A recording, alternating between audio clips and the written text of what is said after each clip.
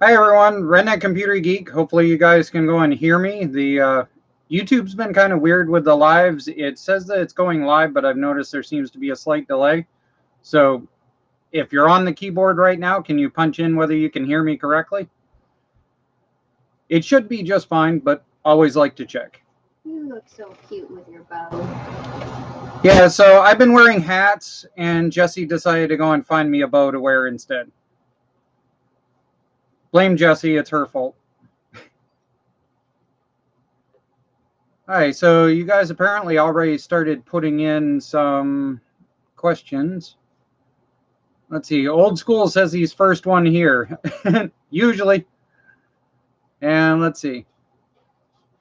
Do you like the Troy-built tractors by MTD, the two dry belt systems?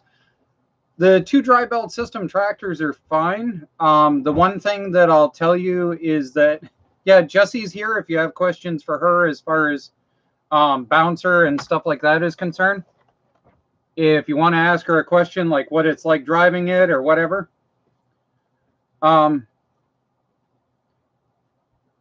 So yeah, as far as the two dry belt system, they're fine. It's just they're an utter total pain to go and change the dry belt on. So if you're dealing with the upper dry belt, the easiest way to go and change it if you have small hands is to just rip the entire battery out of the back of it and reach down through the battery hole. But if you don't have small hands, then literally your only choice is to take the entire pan off of the rear of the tractor, the seat and the skid pan and everything off in order to do that dry belt. And the problem with those is that in order to go and do the dry belt that goes from the back to the front, you have to take the top dry belt in the rear off. I've actually got a video that I keep meaning to go and do on that, but life just keeps happening. We ended up having to go and try and build a drag racing mower in an overnight type fashion, and I ended up using the parts to be able to go and do that video to build the machine that Jessie was actually supposed to be driving. Unfortunately, the coil on her machine died while she was waiting to race. So we are going to go drag racing and do some more of that. It's just delayed right now. They're talking about hopefully having another event on the 8th, if I remember right. Yes, the 8th. It's supposed to be the 8th. So they're talking, they've got a big mod class and they got a small mod class. And my goal at this point, so I'll throw a list up here. This is small mod. If you want to take 5 seconds to read it.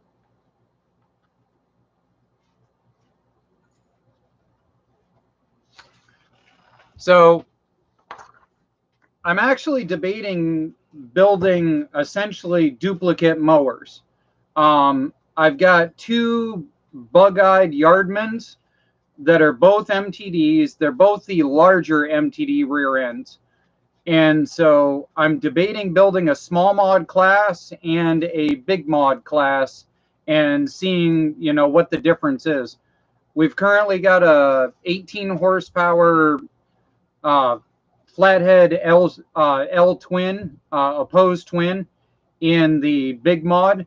And then I've also potentially got a 17 horsepower that would be a 17 horsepower would put it right exactly on the 500cc in order to build a small mod.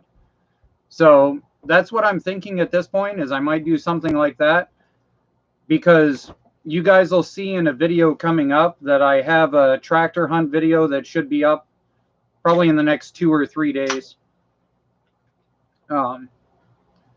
But let's see. So Redman says, congratulations on the new lift. Yes, the new lift makes a giant difference in being able to do stuff. I've already ended up using it to fix a couple of things at this point. And Jessie's Equinox decided that mufflers needed to be Swiss cheese edition. So we had to take the Swiss cheese edition muffler out, and I welded in a stainless steel and stuff. And I tell you what, being able to lift it up on that makes a huge difference on doing repairs. And making my truck naked. Yeah. Oh, yeah, yeah. We used it in order. If you guys haven't seen the new video that's over on RCG Racing, we actually just used it in order to lift the bed off of Jesse's truck the other day and get down to the frame on that. And that was really, really helpful, being able to go and just lift it up and have it square and everything. But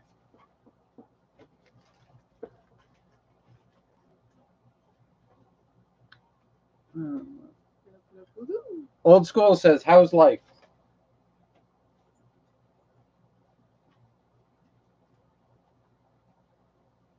$50-50. 50-50. We had a friend visiting, and it's always nice to go and get back to having the place to yourself. Would be the polite answer. Let me see here. I'm gonna be changing my nails. Oh yeah, so okay.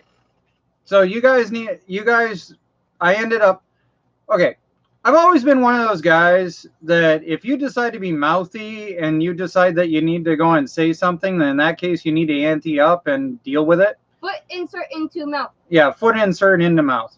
So Jesse sells Color Street. If you look in the description of this video, you're going to go and see a link. And Jesse sells Color Street. And what Color Street is they are nail polish strips. They're nail polish strips. Think of like vinyl wrap for your nails. And I kind of got mouthy because these Color Street strips are supposed to be basically industrial grade nail polish. And so we got kind of discussing about how women use them in the garden and stuff like that, and they don't chip. And I got mouthy. Well, I bet if they were in the garage, they would chip and they would get all screwed up. So guess who gets to be a guinea pig? Havana Honey is the name of that one.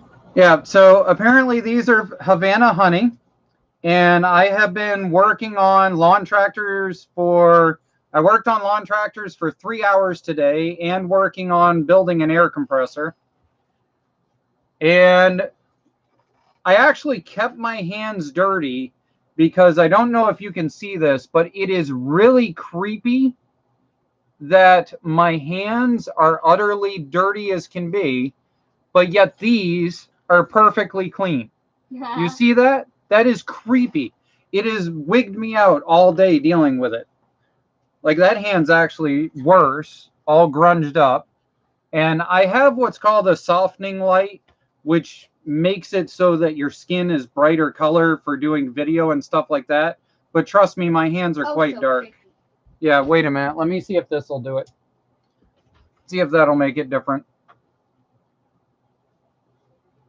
Yeah. But yeah, so I'm apparently test driving these, and what I'm planning on doing is leaving them alone and just letting them naturally wear and tear for about a week or so, just to make somebody happy. They last 2 weeks, or supposed to. And then I think what we should do, since this is the Redneck Computer Geek channel, is I think we need to figure out some sort of like trial test. I think we should figure out like different things to try on them from the garage to see if it'll rip them apart. This was supposed to be gray, by the way. Am I the only one who thinks it looks purple? Berlin to win it, and yes, because you're weirdly colorblind. It looks purple. She says I'm colorblind. Well, compared to the purple on my hand, it's gray. Gray. Yeah. I have purple, and I have pink on me, and I really don't like pink. So I think that we should deliberately expose them to stuff in the garage. I'm thinking like different types of brake cleaner, like chlorinated versus non-chlorinated, engine degreaser, just regular standard oil. You know, what do we think? In what way should I probably get cancer from trying to test these things out? You already got it. All right, let's see. Let's get back to the questions here. Let's see. My lawnmower won't start. I tried everything with the electrical. It won't even click. All right, so Space Giants, one of the things I always tell everybody is just plain troubleshoot it down to if the starter actually will turn over. So if you've got your starter and on the side of it, you're going to have a nut that comes out of it or a bolt that comes out of it with a couple of nuts on it. Literally jumper cable straight to it. Take your red on your jumper cable and put it right onto that thing. Take your ground and ground it right directly to the motor. You can jumper cable it off of a car battery. You can jumper cable it off of right off of the lawn tractor battery that's in it. Anything like that. And that will allow you to see whether that starter is turning over. If you're at the point that the starter turns over that way, then you can go back to testing your solenoid. So if the starter turns over in that way, then you know you've got whatever's controlling the solenoid being bad. And that's the next step to go, is how to test a solenoid. So go down through. There's plenty of videos on my channel on doing that. You're also more than welcome to go and send me an email going down through what you have tried and things like that, and go from there. My latest video that I just posted up on both of the channels, both RCG Racing and on Redneck Computer Geek, at the bottom of the description is my email address. Feel free to go and send me an email.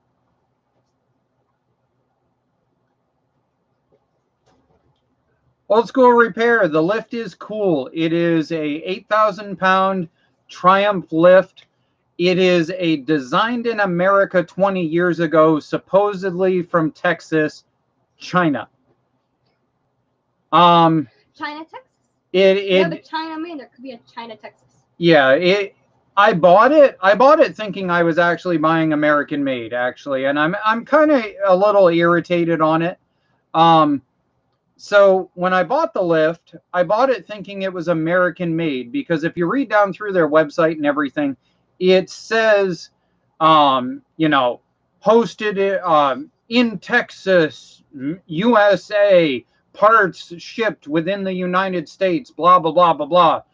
Designed 20 years ago in so-and-so, Texas, USA, blah, blah, blah, blah, blah. It showed up and literally like everything on it is covered in like 4-inch by 6-inch giant made in China stickers.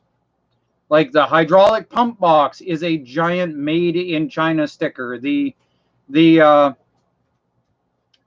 each one of the posts is a made in China sticker. Oh my gosh, we had to go and check the post on one side multiple times, because my buddy Mark, who was helping me, we both kind of wigged on the post, and we ended up going back through and measuring it. The entire base of the post on one side, I'll make sure to throw it in a video later on so you guys can see. It is entirely kittywampus by almost a solid inch. Like if you have the square spot that it's supposed to weld to, and it's supposed to weld on a square plate, the whole thing is turned sideways.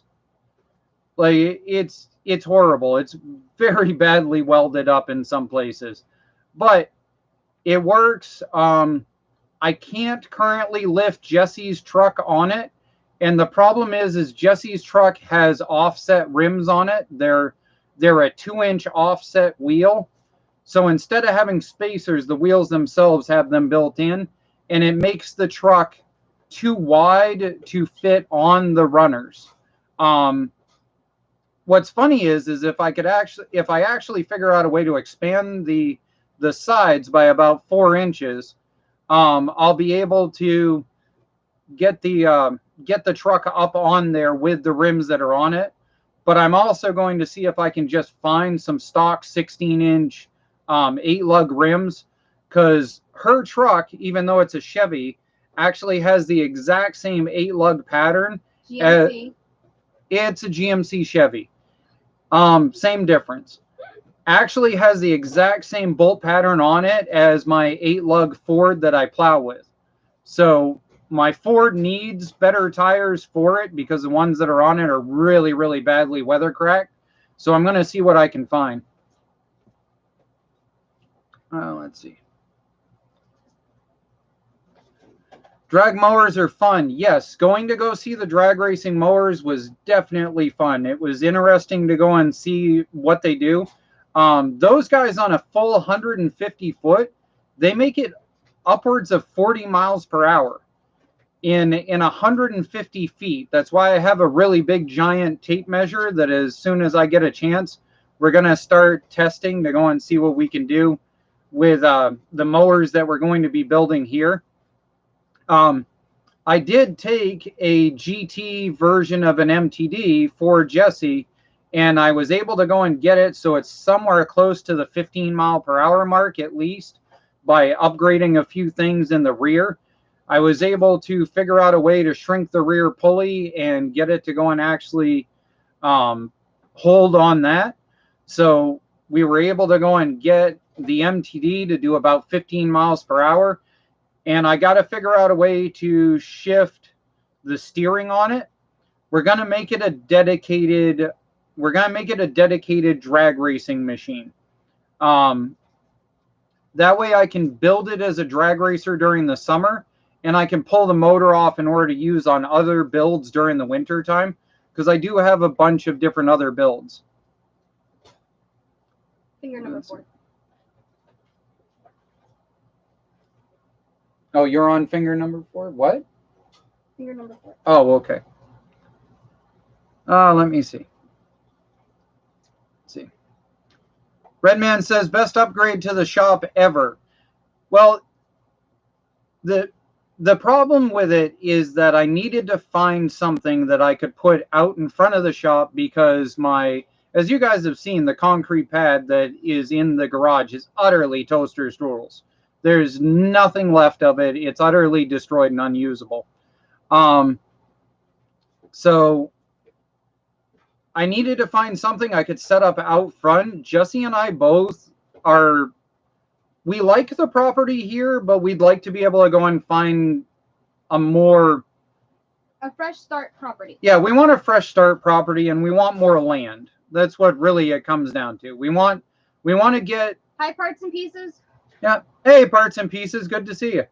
We want to go and get into a piece of property where I've got land to play around with, where we can separate the lawn tractor repair, dismantling junkyard section. Away from my garden and chickens. Yeah, away from Jessie and what she wants to do and having a pretty front yard and all that kind of stuff. We want to be able to have, a nice house area and then my junkyard area separated from it. That's kind of the goal. And that's and a pool. Oh yeah, Jessie wants a pool. That's her big thing. I'm not swimming in that pond. Yeah, she refuses to go swimming in the pond. John loves to go swimming in the pond, but she doesn't.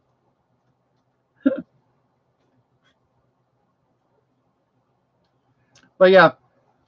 I have very few things that I'm girly about, and that's one of them. I figure what we'll do with the lift, now that we've got it here and we've got it set up, is I figure the way that, yes, thank you for the bow. That's her fault. I didn't have a hat picked out. Yeah, she says it's for the 4th of July. I didn't have a hat picked out, so I ended up with a bow. I got to remember next time to go and make sure that I got a hat picked out. So what we're going to do with the lift is I'm going to progressively try to come up with upgrades for it. And as you guys know, I don't like it when I like a Swiss Army knife setup. I don't like proprietary tools. I like Swiss Army tools. I like multi-tool capability. So I figure what we'll do with the lift is we'll progressively attempt to go and come up with other things we can do with it, or other ideas that we can use it for, or just things in general like that. That's the reason why it is I wanted to go and see whether I could actually figure out doing the lift of the bed of her truck using the lift, because that truck has a 6-inch lift kit in it. So I was really curious whether we could actually get it high enough to be able to go and lift that bed. And a little bit more prep work the next time, and I think it'll go easier and we'll be able to do it. But we've got the Rust to Red project. We'll try it again now that we've got it figured out and see what we can do. I've also got a couple other Rust to Purple. You're not making my truck purple. I agreed to red. So we'll go from there. We'll go and I want to go and come up with different ways we can build jacking trays underneath it and stuff like that. All that kind of stuff. You know, the jacking trays that they sell for those lifts are like $1,000. I can't see myself spending $1,000 for that kind of setup. So what I was thinking was maybe, have you ever seen the RV scissor lifts? They're a scissor lift that's made for like 2 tons worth of 24-inch RV lift. So I think that maybe I could take something like that and I could make a jacking tray with those and be able to have it swivel or turn or whatever. Skip to back too. I'm thinking something like that is probably what I'll end up making. You know, they're like a jack setup for that's $1,000, and a 4-piece set of RV lifts is like $200. So I think that might be where I end up going with that. One hand done. One hand done. One cotton ball. She's practicing for doing her lives with me talking and stuff, and she's doing her lives for doing her sales on these Color Street things. Well, my live tonight's for Scentsy.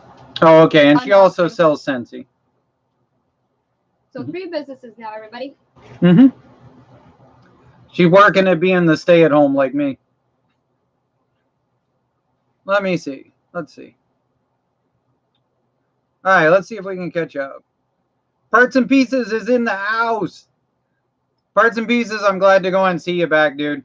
And I totally agree on the Facebook thing. I mean, seriously, if I didn't have to have Facebook in order to go and do my work, I probably would try to go and end up avoiding Facebook. No, he'd have it for me.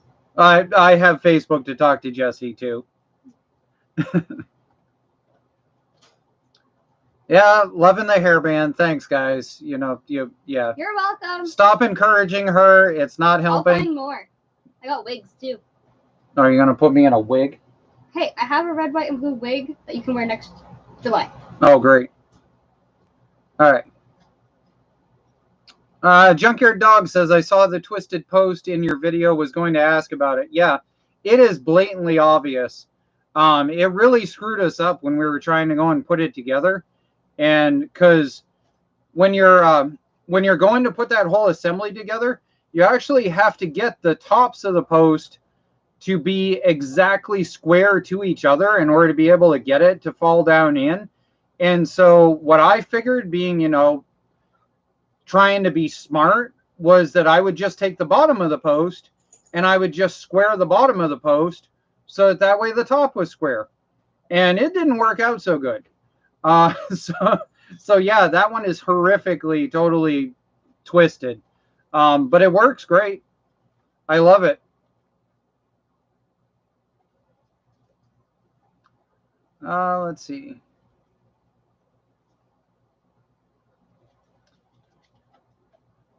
Ryan, thanks for the compliment. I'm glad you enjoy the videos. You know, the more of my own personal personality that I end up putting into the videos, the more you guys seem to like it. So I guess you guys just get to go and see me be my usual, you know, whatever self and say stupid snide things that I probably shouldn't. But man, did you guys see have any of you been over to go and see the video I just posted of Jesse's truck? Did you see the start of that video? That was my 1,000-pound impact that I start that video out with. The dust cloud that comes out of that thing. And if you look up in the top, I think it's the top right of the video, you'll actually see a crack forms down across the piece that's over the top of my shoulder. So that 1,000-pound thing ended up ripping a crack down across it. Watch the video and really watch for that when you see the start of it. it scares me. Okay, I'm glad I wasn't out there when you were doing that.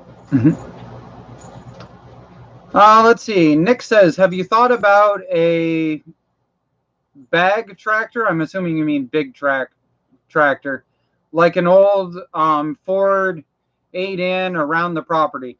So actually, my goal is to build a miniature tractor with probably a loader and stuff by using the big $50 MTD there that I bought.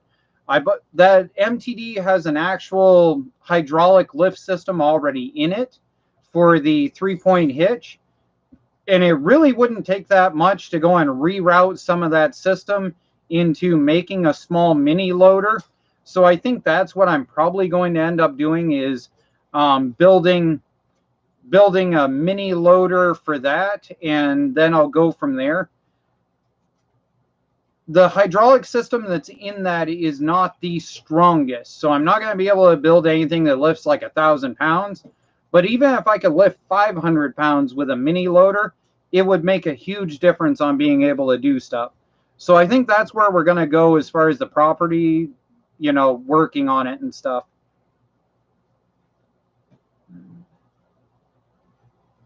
Make the truck as bright as you can. I'm not quite sure I get what you mean, but I am going to repaint it. Like a really bright red, like almost hot pink red, or oh, as far as my truck, medium red. Actually, I'm going, as far as my truck is concerned, it's going to be Jegs red. If you go on Jegs and look up the automotive paint, it's going to be Jegs red. As far as her truck is concerned, we're probably going to paint it black, and then the silver I want red. For like Harley Quinn, so I can finally use my Harley Quinn plate. Yeah, so we're gonna probably do hers black. The problem is the trim panels on it are screwed up, so we're probably gonna de-trim the sides and then go back through and probably do a wide stripe of red or pinstripe red highlights or something like that. We're gonna black it out first and then decide on doing either vinyl pinstripes or something like that after. Or the triangles for Harley Quinn. Or triangles or whatever. So the goal is going to be to debadge it first, black it all out, and then rebadge, repinstripe afterwards. And that'll be a Rustoleum paint job, so you guys will end up seeing how I do those. And it'll be my 12th vehicle that I've done a Rustoleum paint job on.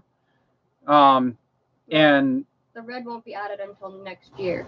Yeah, but as far as vehicles go that I've done Rustoleum paint jobs on, there's three still on the road 4 years later after I did a Rustoleum paint job that are just starting to show rust or have needed a few fixes or whatever. But it's easy to do, and any of you guys can learn how to do it. So we're going to make sure to teach you how to do that when we do that on the trucks.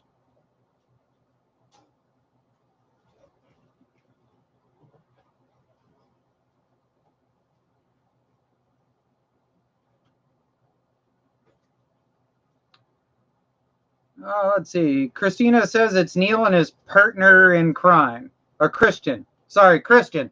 Sorry. My bad. I'm dyslexic. I'm sorry. I somehow swapped that A to the end of it. My bad. Sorry. Let's see. What happened to the old cabin?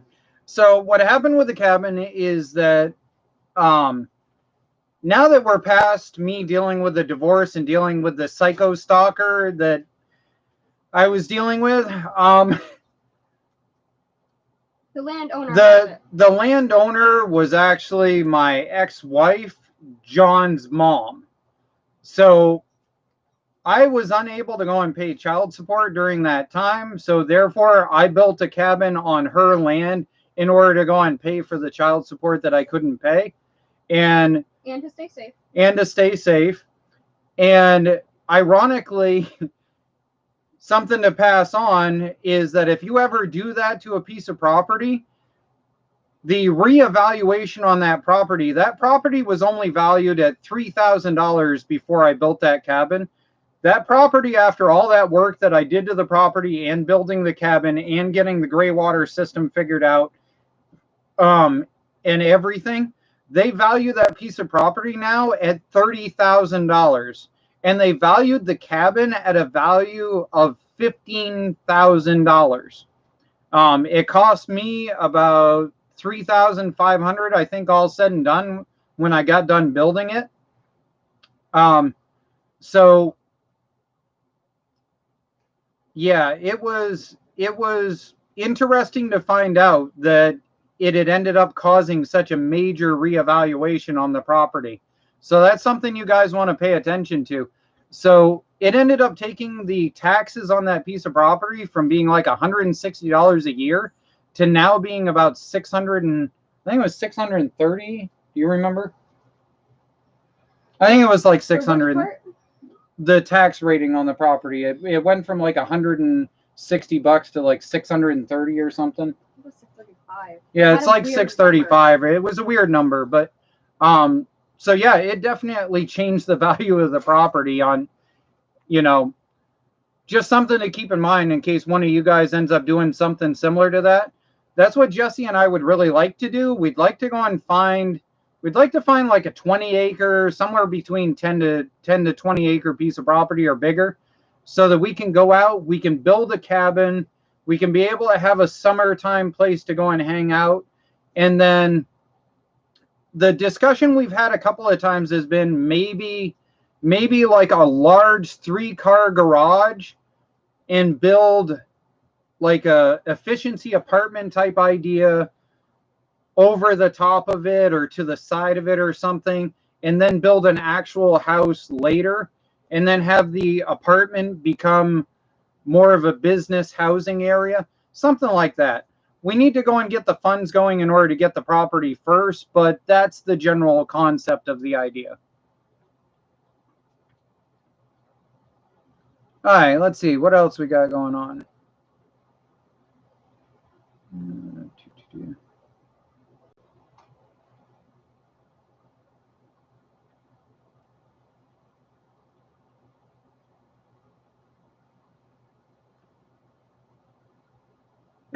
I should make the truck hot pink red. No, thank you. I don't think it'll be hot pink red. I mean, there are certain things that look good in pink, but that's not one of them. All right, let's see. Pink only looks good if it's muddy. Hillbilly ATVs. Is the second generation steering have less slop than the first generation? My tractor wanders all over the road when I drive, everything in the front tight except the steering gear. Okay, so you must be referring to the first generation Craftsman versus the second generation. In your first generation, when you're looking down at it, okay, so whoops, I just accidentally hit that.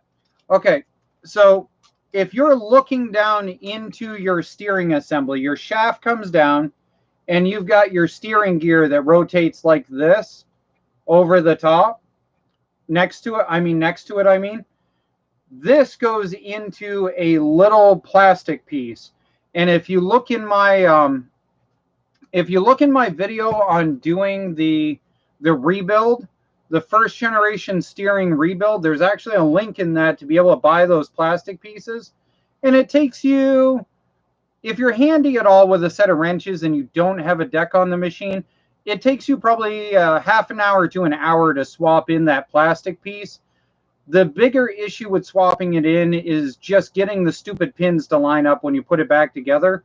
So when you take it apart, just make sure to pay attention to how it came apart and track that, because the pin is directional, if I remember right. I haven't rebuilt one in about 2 years, but because I usually just say the heck with it and I swap them for second gen.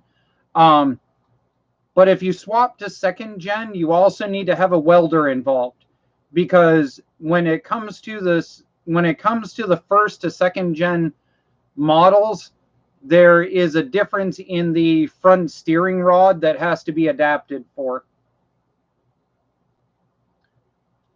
Let's see.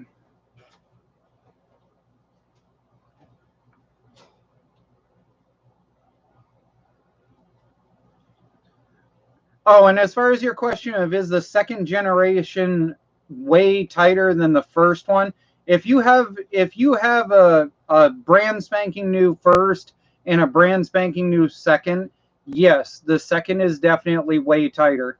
The one note that I'll pass on about the second generation is in the top of it, there is a bolt that goes in the top of the fan, the actual gearing fan.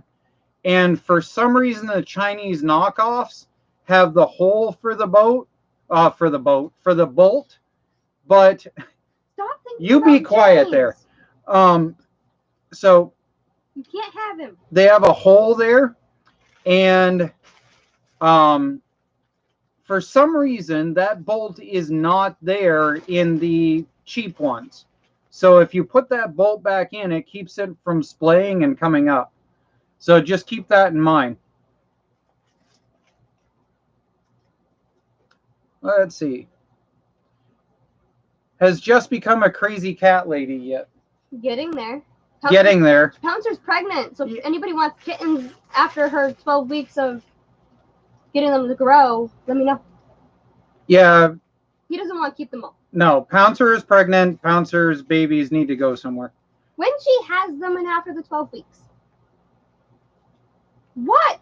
I like making sure they're fully potty trained and can eat their dry food and eat whatever wet food and good little kittens. Okay. Good little kittens. Let me see. Have you ever picked up a zero turn and fixed it? I actually usually avoid zero turns because the problem is the gamble on zero turns is way higher financially than it is on a regular tractor. If I pick up a $500 zero turn and then I go to part it out later, the chances of actually getting my $500 back out of it are way lower than if I buy a $50 or $100 lawn tractor and part it out. I can buy an utterly dead doornail, dead engine, dead whatever lawn tractor, and no matter what, if I part it out enough, I'm always going to get my money back out of it.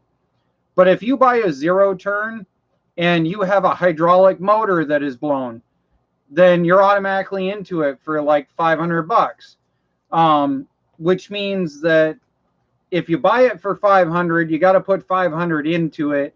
It's already used and beat up enough that it blew one of the motors, which means that you might be able to retail it for like $1,500, but it's just the financial gamble is a lot higher. So if I can get flipping some tractors next year and get back into making like $2,000 in a week like I was, then sure, I'll go back to trying to flip some zero turns. I have made offers on zero turns in the past, but it just doesn't work out much. The other thing is here in Maine, zero turns are kind of a rarity because our lawns here in Maine are not zero turn friendly usually. So people don't bother. Yeah. And the other thing is our zero turns are usually smaller than you guys think of. Most of the zero turns that show up here in Maine are usually, they're usually like 48-inch and 42-inch zero turns, which means that they're not really that much better than just buying a 54-inch deck garden tractor. So I don't really bother with going for the zero turns. I do have a project I would love to have a zero turn for, but I'm not going to go and throw $500 into something that I'm going to turn into a maybe project. Especially right now, if I'm doing a video on it, it's because I think I'm going to get my money back. That's the honest truth about me and using my YouTube channel right now, is that I'm pretty much not bothering to make videos unless they're a video that I think I'm going to make money back on. It just is the way it is right now, because YouTube, I'm not allowed to talk about what it is I actually make on YouTube, but what I can financially tell you is that I am making less than 50% of what I was this time last year, while making 20% more views than I was last year. So I should be making 20% more in income than I was, but because there are so many people watching YouTube right now, I'm actually making 50% less than I was last year at this time. So just to put things in perspective where I am coming from financially when it comes to making the videos. Hey, Lauren, good to see you, man. The Forge stuff, I'm going to go and get back to. I'm hoping to start on that sometime after October. I think I've explained to you in the background why it is I need to wait till after October, but there's a couple of reasons. But anyways, my goal is sometime this winter to get into the forging ideas, and I did manage to go and get a hold of a name, we'll say, for doing the forging thing. So we're going to go and start up a YouTube channel when I start doing that, because I'm a newbie. I've never done forging, but I've always wanted to. John is big time into the idea. And I also want to do castings, and I want to go and do a bunch of other stuff. So we are going to start a forging channel just to see what kind of trouble I can get myself into for spare time during the winter time and go from there. Because obviously lawn tractor based channels kind of slow down during the winter time when there's 2 feet worth of snow. So I figure I'll have a channel to kind of shift to during the winter and then shift back during the summer. But we'll see how that goes. How's your nails doing? Liz asked. Hi, Liz. Oh, they're doing good.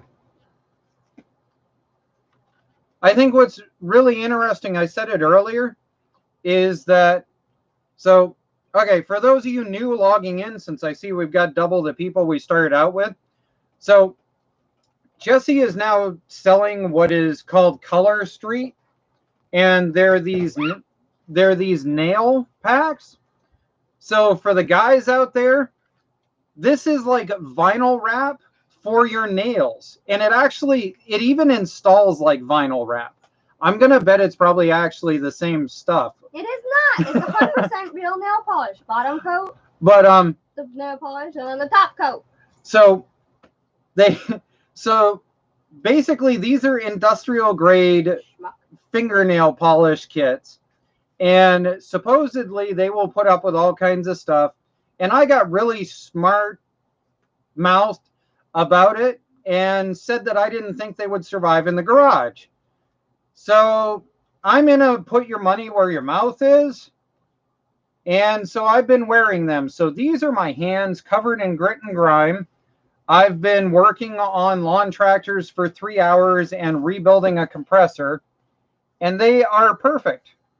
I'm really surprised, rather impressed actually, and we'll see what happens. I think in Redneck Computer Geek, fashion, we are going to stress test these things in like a week. I'm thinking like non-carbonated, carbonated brake cleaner, engine degreaser, automatic transmission fluid, motor oil, let's see what actually affects them and, help with the cancer. Okay, so moving on, let's see what the next thing we got going on.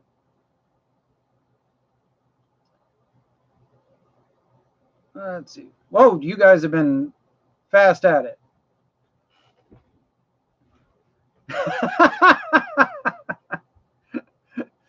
Lauren says he loves kittens. You want to know why? They taste like kittens.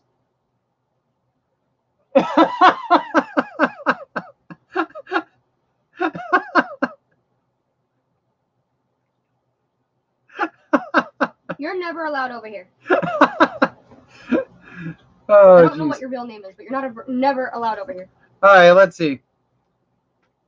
When are you going to get back to ATLTF? Are you talking to me? As far as getting back to ATLTF, I would love to go and get back on there and start doing some build stuff. But I usually don't get back onto ATLTF until the winter time. I'm still throwing in the air a couple of ideas for a wintertime build, and it's going to depend on how much money I can flex to be able to do a wintertime build. I actually might not do a tractor build this year. I might do something else, and I haven't quite decided yet. What I really want to do, I need about $1,000 worth of flexing cash, and I just don't have that right now. So we're going to see where we can go from there and see what happens, but we will try to go and get something going. Yeah. So.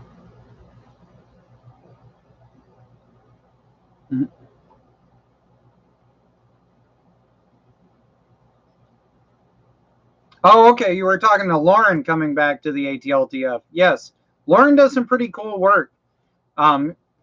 He's one of the guys that I've always wished would go and make a YouTube channel, but I can understand not wanting to go and deal with it.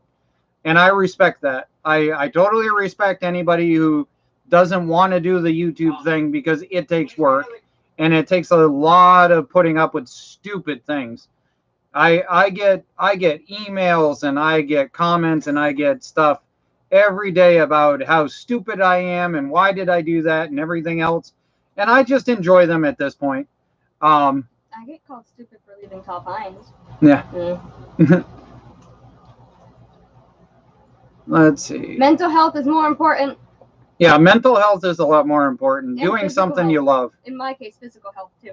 Yeah, doing something you love and you enjoy is way better than putting up with a trashy job that's just going to tear you down. Let's see.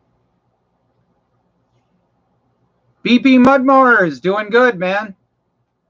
Hey, what does the BP stand for, by the way? Because I figure after the BP oil slicks and everything else that hopefully you're not named after them. Just curious. I've noticed you kicking around on here in the past, so I figured I'd ask. What does the BP Mudmowers thing stand for? Let's see.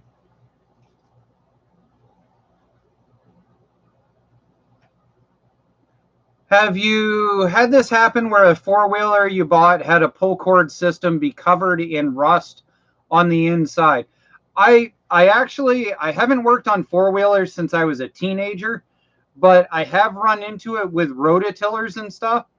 And what I ended up running into with rototillers was that if the pull cord was worn out, it seemed to hold moisture. And so if they were left in an area where they got rained on or something, then the cord seemed to accumulate moisture, and it rusted on the inside of the cover, and that rust just propagated to other places. So I'm going to bet that's what is going on with your system. If not, then I'm not really sure.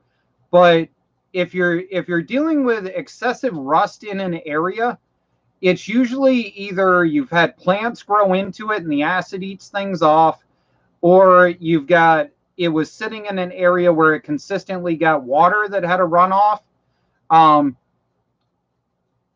That's the two things that I usually run into. Let's see. Murray Mountain says, I just got a free zero turn country clipper with an 18 horsepower Kohler command. Already runs and cuts. Need a carb and seat and stuff like that. That's awesome. There's actually one for $500 for sale that's close to me that I've debated going after, but I'd rather put the $500 right now into other things. Like I said, zero turns are just a very low profitability gamble, unfortunately. I mean, you end up having to buy them for like $500, even when they're broken down. You inevitably end up having to go and spend hundreds of dollars worth of parts, and then even then the retail value on them is only in the $1,000 to $1,500 range, which means if you got $800 into it, you deal with all the headaches, and everybody wants a zero turn, but they don't have the money for a zero turn. So you deal with all the stupid offers that are a waste of your time on Marketplace, which is part of the reason why I target the tractors that sell between the $400 to $600 range, because that seems to be the range where people either got the money or they don't, and they seem to waste your time the less in Marketplace stupidity. Although I tell you what, if you start flipping lawn tractors, the first time that you post a really low buck $300 lawn tractor, and you say trades welcome but cash is king, I guarantee you'll get at least offered pot, you'll get at least offered a dead dirt bike, you will get offered a dead ATV, and I guarantee that you will get offered an Xbox. If you post up a cheap junkyard lawn tractor, I guarantee you get all 4 of those as an offer within 24 hours. It always happens. And in really interesting, sketchy places, you will get interesting offers from women.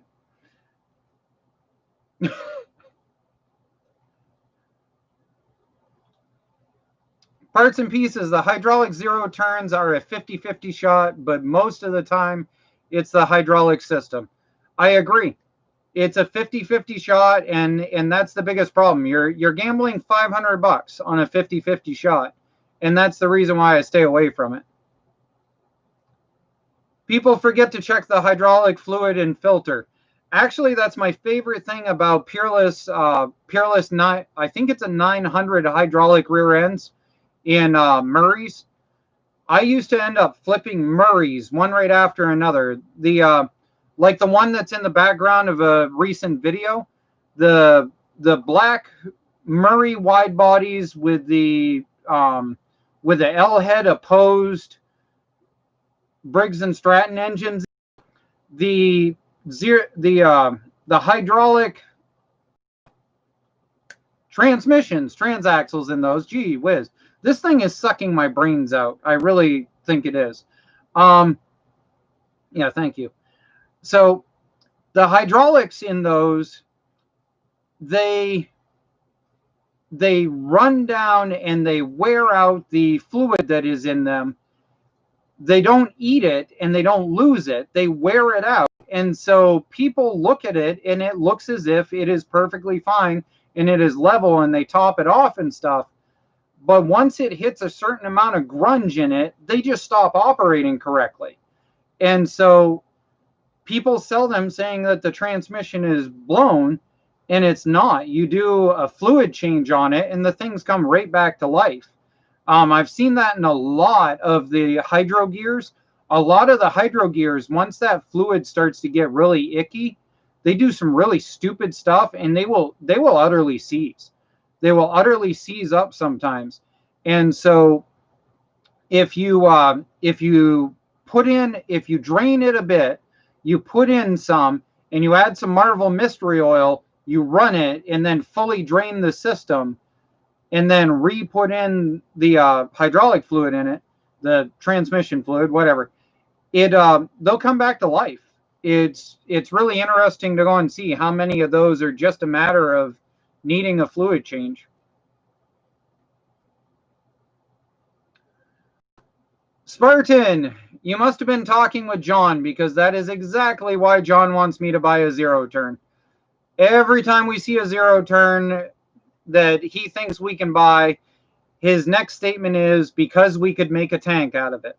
I keep telling him I want to build a bulldozer. He keeps saying he wants a tank. So we're going to build a tank and dozer at some point. I figure that if I build it so that it's got dozer side pieces, and then I build it so that it's got pins that come out or something, and then I make it so it's got like a fold onto clamshell. That's the term I'm looking for. If I make it so it's got a clamshell tank body that goes on top of it, we can both have the best of both worlds. I've got a couple of designs in the works for that kind of idea, and we'll see where we can go with it. But that's one of the things I'd love to go and try to build, actually, would be an at-home like tank and dozer type build. I mean, I don't know. Are you guys actually interested in that kind of build? Would a tank and dozer be something you'd like to actually see me try to make?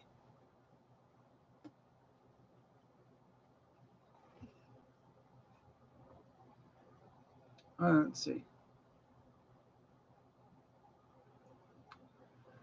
Nick says, have you thought about selling merch like t-shirt cups, keychains, stuff like that?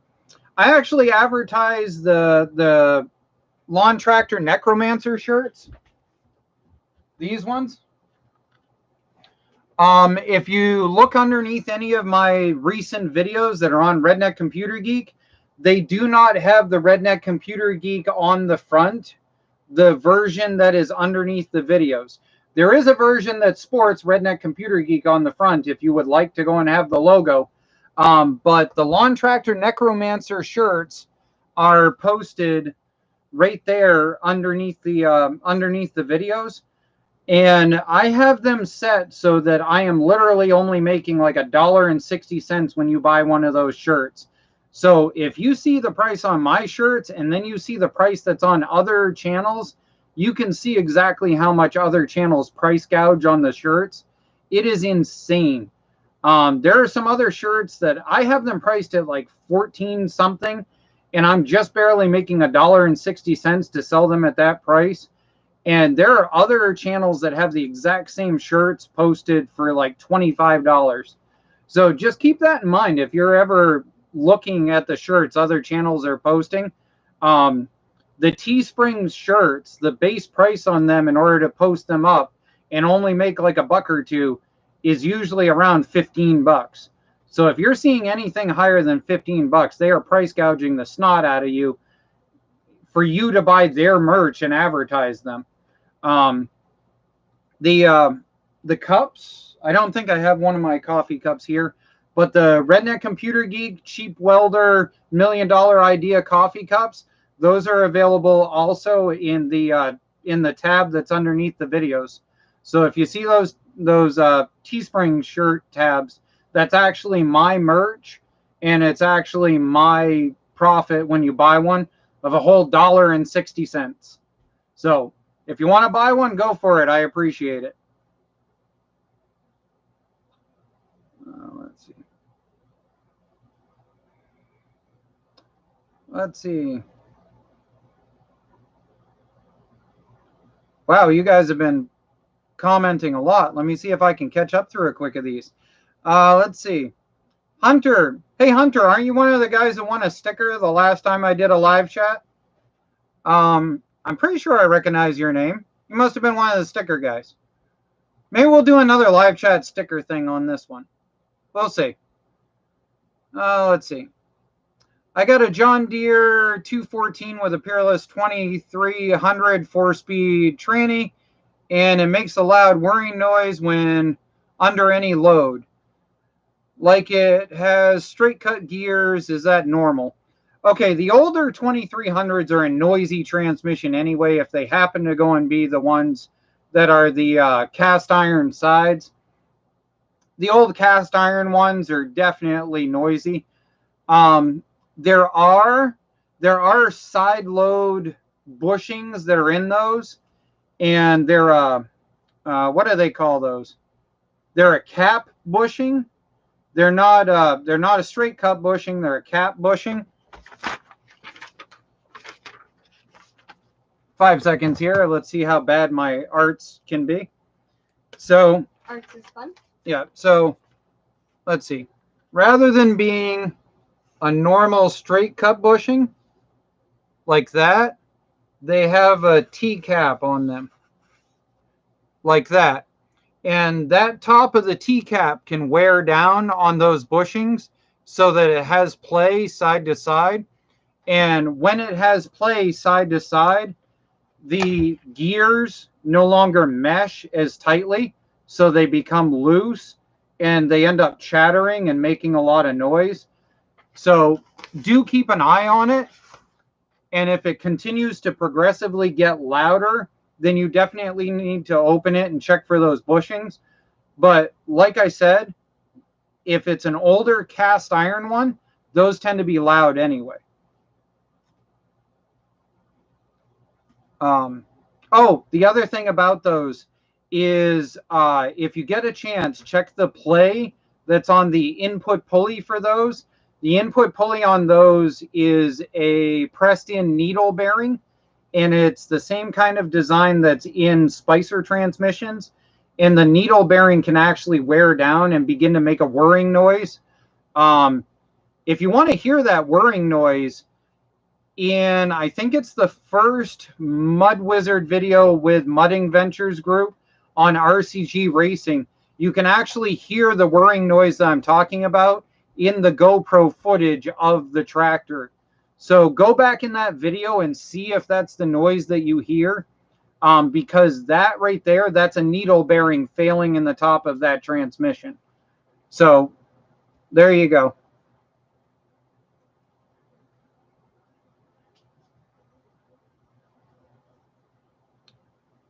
I was waiting to see if you were going to bypass my question. Color Street rules. No, I support Jessie and what she's doing, and I'm wearing them because I opened my stupid mouth. It was my fault for getting mouthy that I didn't think they would survive the garage, so therefore they're getting tried in the garage. And you guys will see them in videos. I don't intend to hide it. And if you guys are interested, the link for Color Street stuff is in the description of this video. Feel free to take a look. They've got some pretty cool designs, and actually, I was really wondering how well these would hold up in order to, if you could color match them to car colors in order to cover dings and dents and stuff, because they do dry on really well. And one of the oldest car salesman tricks in the world is woman's high-grade nail polish in order to cover dings and dents. And then you use turtle wax. You use turtle wax and 2000 grit sandpaper in order to be turtle wax is a brand. You use turtle wax in order to be able to sandpaper in and get it to blend, and it's nail polish. So that's an old salesman trick you got to watch out for. Okay, well, if you're going to use the nail polish strips, you're ordering your own. Yes, I'll order my own, and we'll see if we can fix some dings and dents. I'm sure we can find a vehicle with dings and dents. I mean, none of ours would have dings and dents, but, you know, we could find some. Okay. Plus, I got hole punches, so you can make little designs. Yeah, she's got hole punches now in order to be able to go and make designs for the nails. These things are interesting. Yeah, let me grab one. Yep. So, they've got a little thing on them. There we go. So they punch it out. Well, I lost the snowflake I just made. I did a bow. Oh, there we go. Don't lose the bow. Free snowflake. There we go. So we got a bow there. So those are pretty cool. They're little hole punches for the kids and stuff. And great little crafty thing. Not just for the kids, but for the nail polish strips. Oh, okay. For nail polish strips. You can do a peekaboo set, or you can do an overlay set. Yeah. Let's see. Bassmaster says, freak yes, sign me up. Okay. I'm not sure what we're signing you up for, but go for it. For Color Street or Sensei or my other business? Oh, apparently the Color Street is made in New Jersey. Mm-hmm.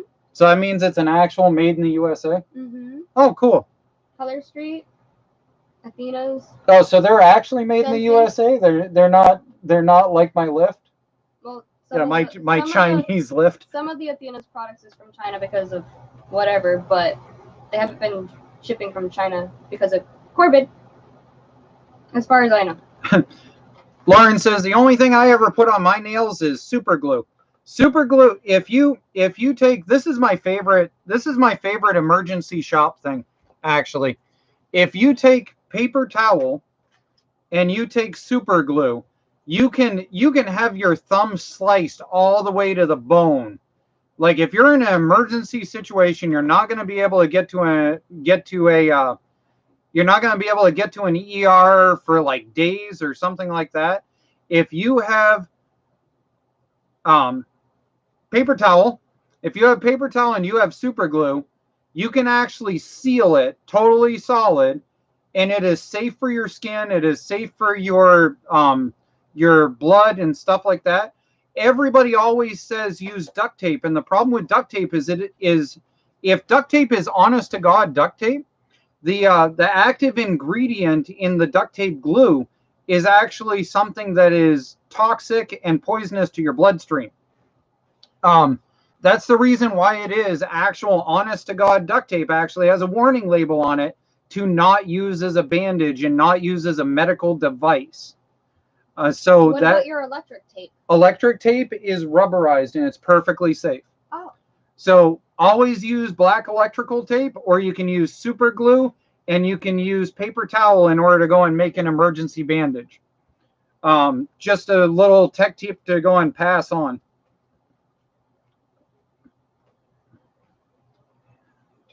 Also, it is really amazing how many different things you can make temporary patches for using just a paper towel and super glue. And you can also use... You can use super glue for fake nails if the nail glue doesn't work. Yep. And then you can cover them with Color Street. Yep. And you can also use ramen noodles with super glue packed in order to make poor man's Bondo. And that's another salesman tip. I thought that was fake. So always watch out for that. Okay.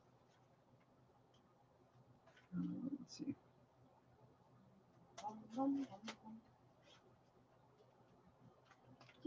Scissors over here. Parts and pieces. Test those nails while cleaning parts in a parts tank. Actually, poor man's parts cleaner is actually diesel fuel or kerosene. So I will keep that in mind. I will try to go and see whether we can test them with diesel and kerosene in a week. That's a good idea. I like that one. Let's see.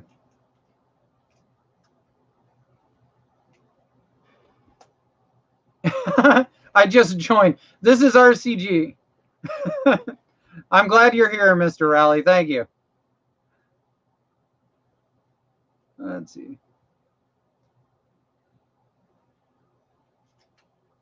All right, so Josh wants to know, do you like the look of the Craftsman tractors like Bouncer or the Mud Wizard, or do you like the look of the Murray tractors like the Yellow Bug that I was building for drag racing? Which do you think looks better out of the three? Buggy and bouncy.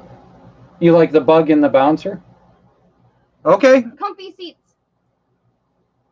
Did you really just decide based on comfy seats and not what they look like? The gentleman was asking what it looked, Okay, which one looks better. Okay, for looks, the Bug. You think the Yellow Bug looks better? Yeah. Okay, so to answer your question, in the next tractor hunt video, you're going to see the style of tractor that's an MTD that Jesse apparently thinks is sexier looking than Mud Wizard. It looks cuddly. I disown you. I could put wax on and make it pretty. I disown you.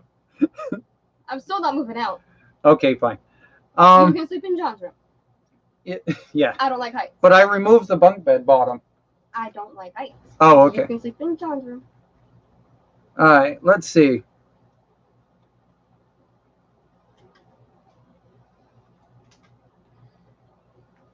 Caribbean coral.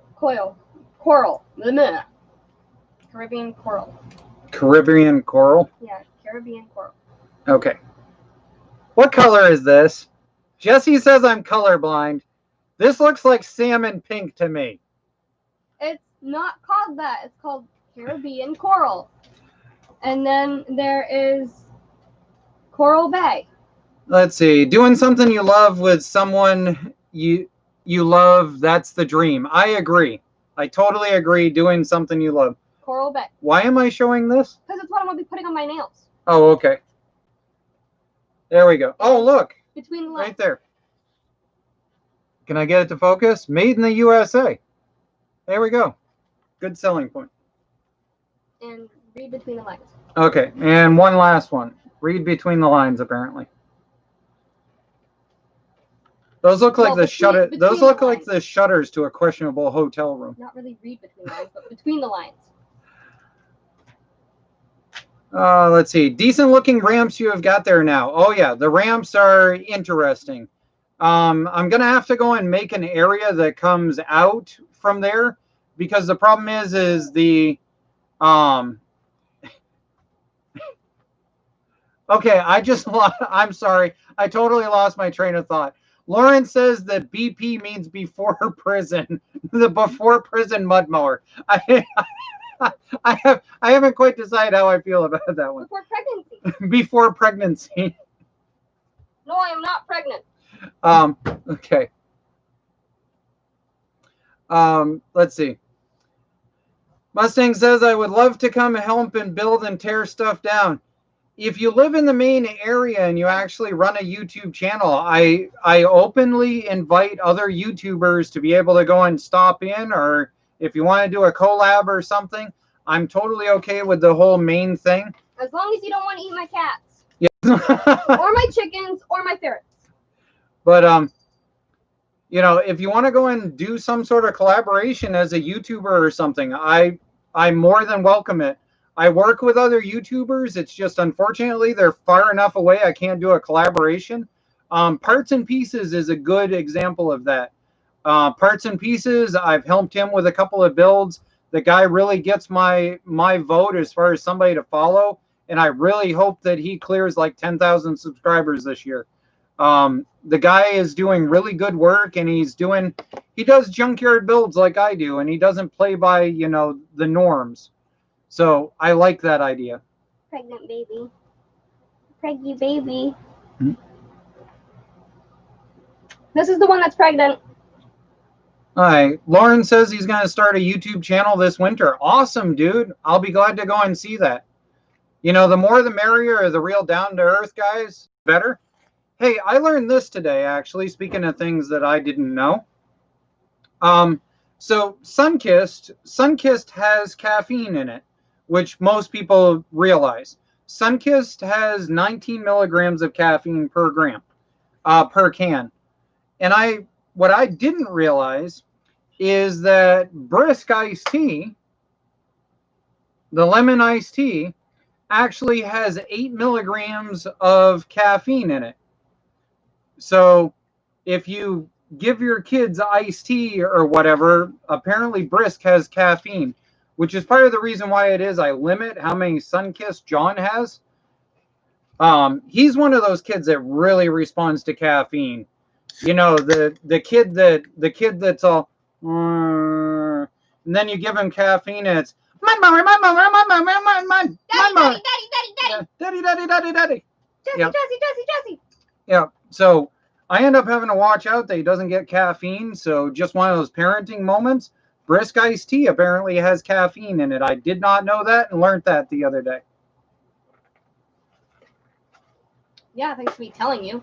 Mm-hmm. I thought everybody knew that. Let's see. Come here. Let's see. BP is for broken pistons. Now that one I could probably understand. You know, I should start saying that just to go and mess with BP mud mowers. I should probably go and say this is a BP mud mower engine, broken piston.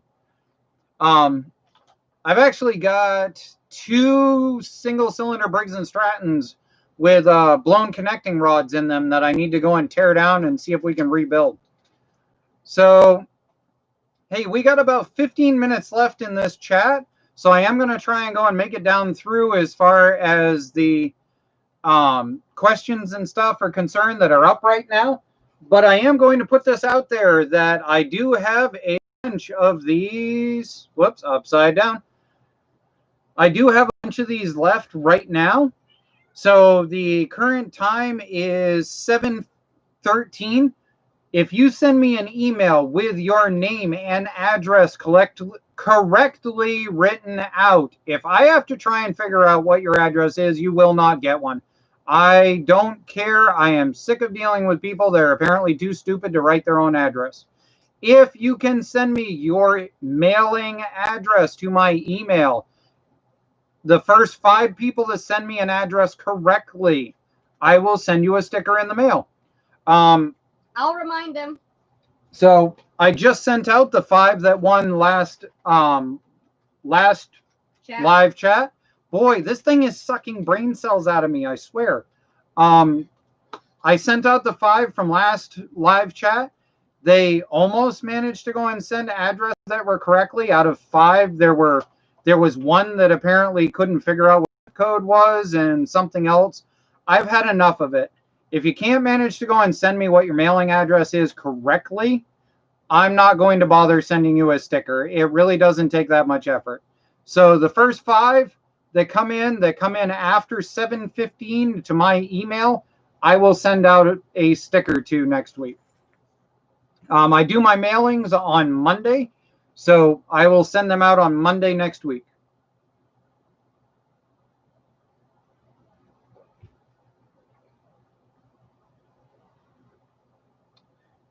Oh, BP Mudmores. BP is my initials. Couldn't think of anything else as at the time that I made my channel. I like Broken Piston. I really do. I think that's a good mechanical name. Broken Piston. You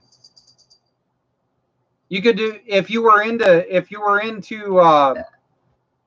what do they call those? Pit bikes. If you were into pit bikes and you were into stuff like that, you could do Brat Perfect or something like that. I mean, you could turn BP into a couple of different things. You don't need to go and use it as far as your initials. You know, turn it into something. I think that would really be a good play on the thing there. Play on words. Play on words. Yeah, acronym. There we go. You could go and play with it as far as an acronym is concerned.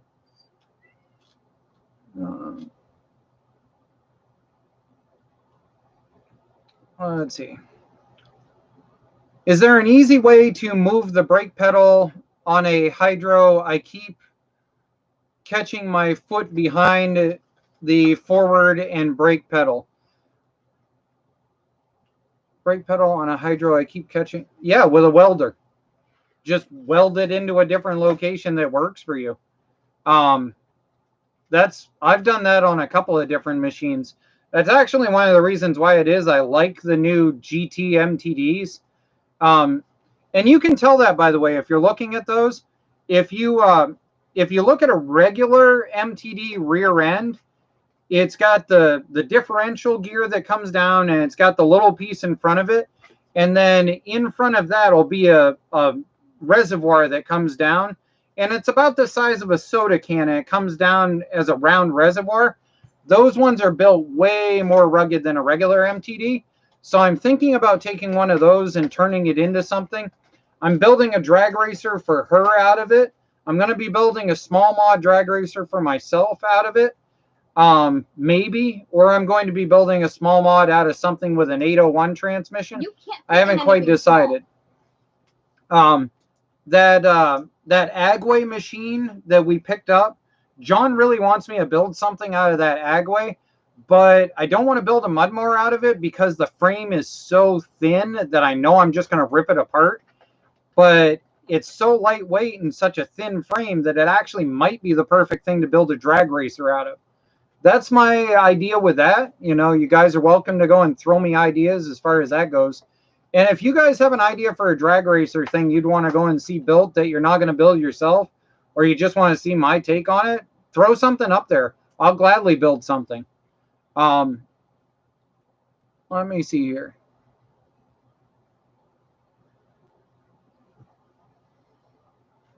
Let's see.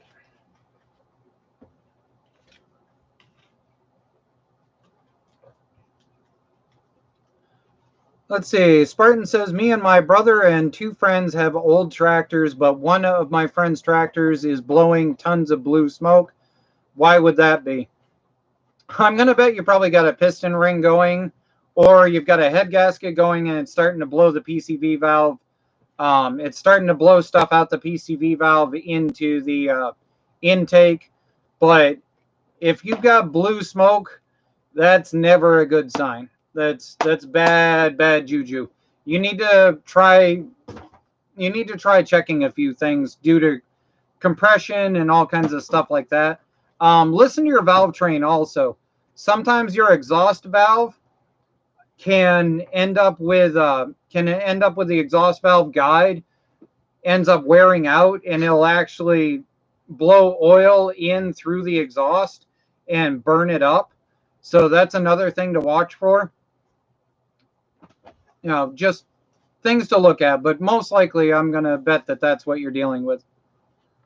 Let's see. His order. No, his I got talked into it to help somebody order. There's a difference. Well, do you want me to open it then? No, you can open it on your thing. Let's see. But they need to enjoy Sensi too, since they're enjoying the. Do you think a Xbox original without a power cord is worth? I have no idea, dude. I don't play Xbox. I don't play PlayStation. I don't play Xbox. The last thing that I dealt with.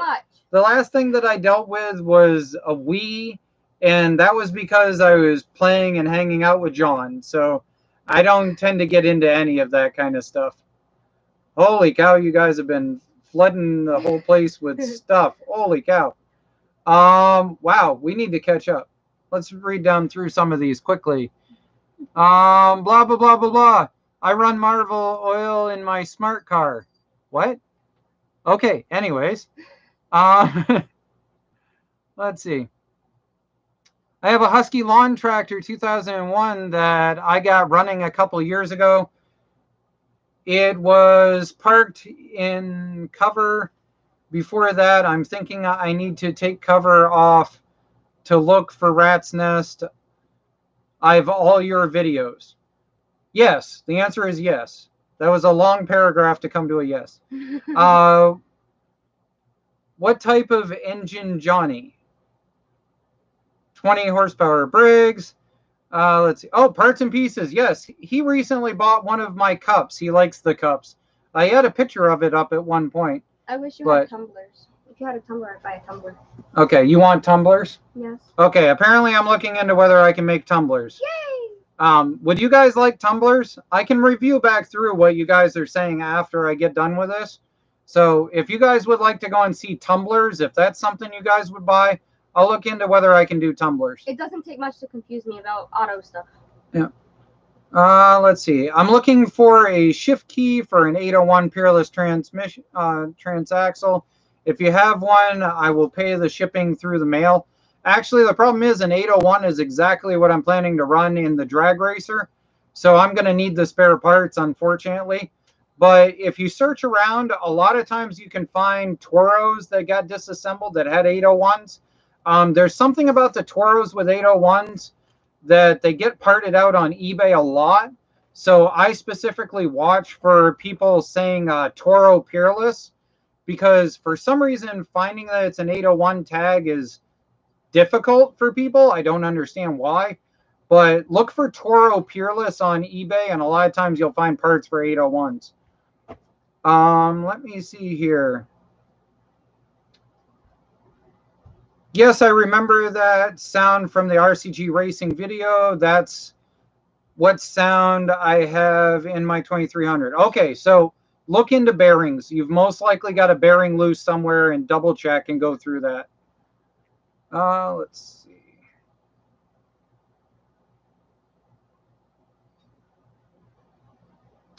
What is the cheapest hydraulic to put on a lawn tractor for a snowplow for left to right? In all honesty, you're really better off for the price of hydraulics to go with a weather-tight set of linear actuators. By the time you spend all the money to do a hydraulic setup for a lawn tractor, you can do a linear actuator, because you're only dealing with like 500 pounds worth of force. You're not dealing with thousands of pounds worth of force. So you're better off to go with a linear actuator, which is what Boland's and Case and a bunch of the other ones did for 54-inch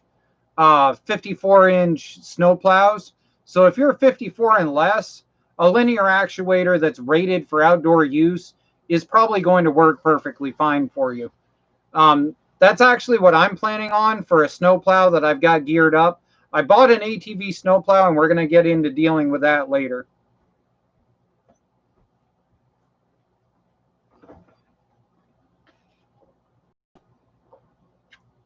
The smiley face in the background looks like it has no soul. I have a smiley face?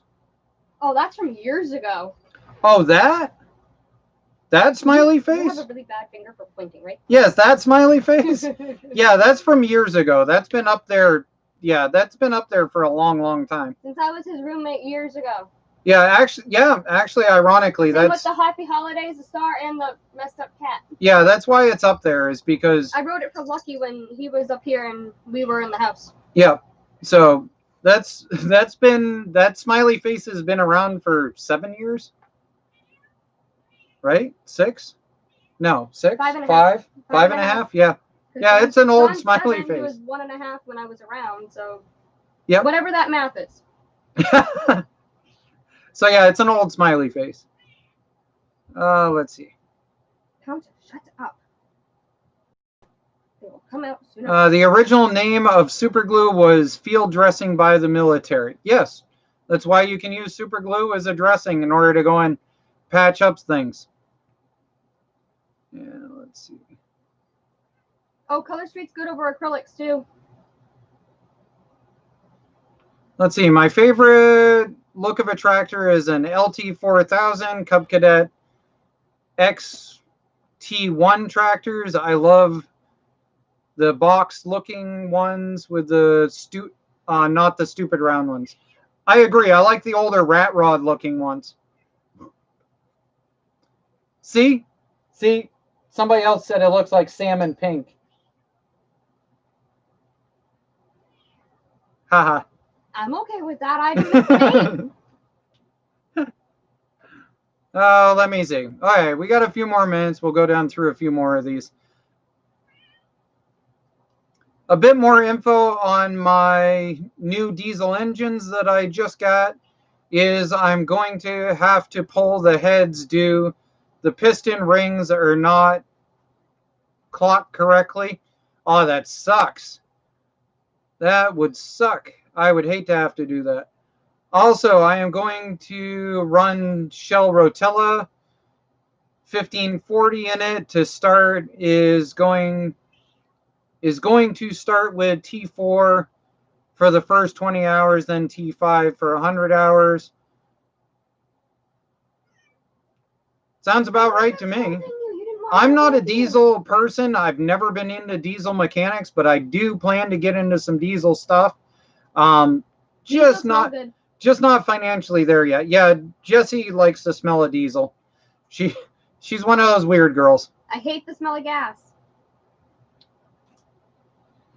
What kind of tractor do you mow with? Actually, that's funny. I was planning on doing a video on that right up here soon. See, I've released what do I mow with videos in the past, but I think what I'm going to do is a what tractor do I prefer now video or something like that. Maybe a pick what tractor I like the best each summer or something. I'm thinking about a video like that every summer. You know, maybe a top pick tractor for mowing my lawn or something that I enjoy it or I like it. Something like that. We'll see what we can do.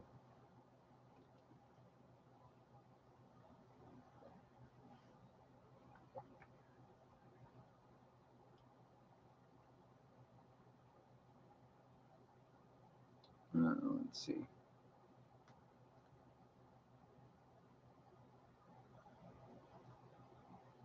Nicole says hi, and the cup is bigger than your head. It's big gulp. Yes, like what's that girl on NCIS there? The big gulp cup.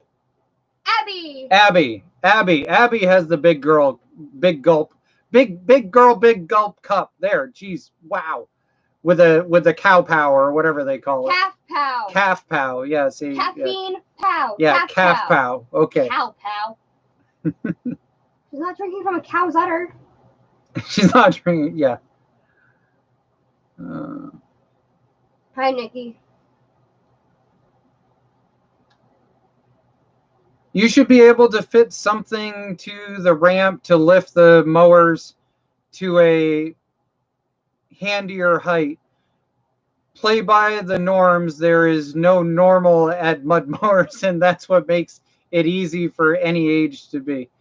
Yeah, I agree. I don't play by the norm. I don't like to, and so we readapt things. I've got a build I've got to go and get done soon here that I got sidetracked on, and I got to get back to.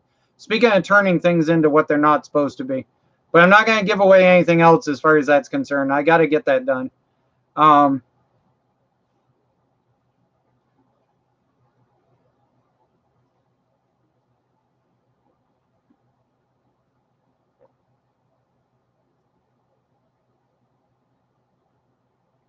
the lift pedal, an old Cub Cadet, is there to engage both back wheels. I'm not sure what you're asking there, bud. Why don't you go and send me an email that you got written out or something, and we'll go from there. All right, I'm going to answer one or two more questions here, and then it's 7:30, and I'm starting to lose my voice. That's why we keep it to an hour and a half on these. I used to try to do 2 hours, but I just can't do it. I get so excited talking with you guys that I end up losing my voice at about an hour and a half. So, and I'm on my third soda in an hour and a half, so I think it's about time to go from there. You did so good. Oh, let me see.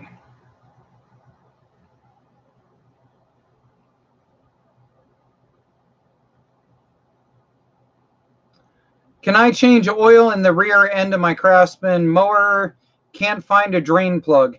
If it's a geared transmission, you have to actually remove the transmission, and you have to actually take the top off and do all of the change there.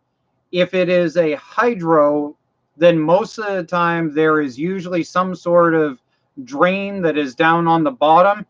For some reason, hydro gears almost always have it on the right-hand side. If you're looking down the tractor from the rear, it's usually to the right. And usually there's a fill at the top. Hopefully that answers your question. You're more than welcome to go and send me the information on the vehicle. On the mower, and send me an email. I don't mind helping people. Just do keep in mind, I only check it twice a day, and otherwise I would have no life.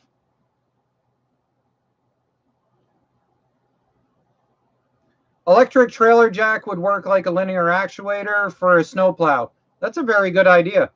That would actually work, and it would have thousands upon thousands of pounds worth of force.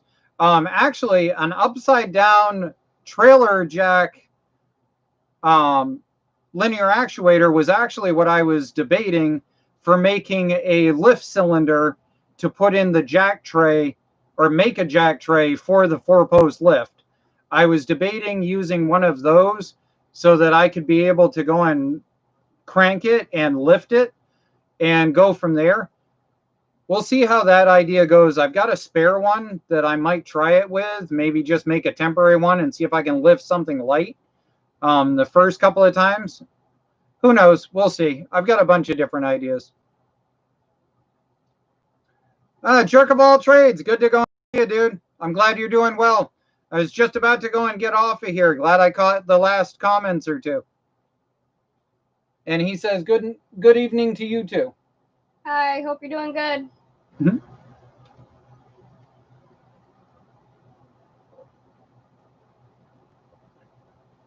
Lauren says he's going to buy a couple from you for his wife. Woohoo! For Christmas. Let's see. Christmas, holiday, birthdays, anniversaries. He says any day. He says the color is salmon pink, so you should rename it Salmonella.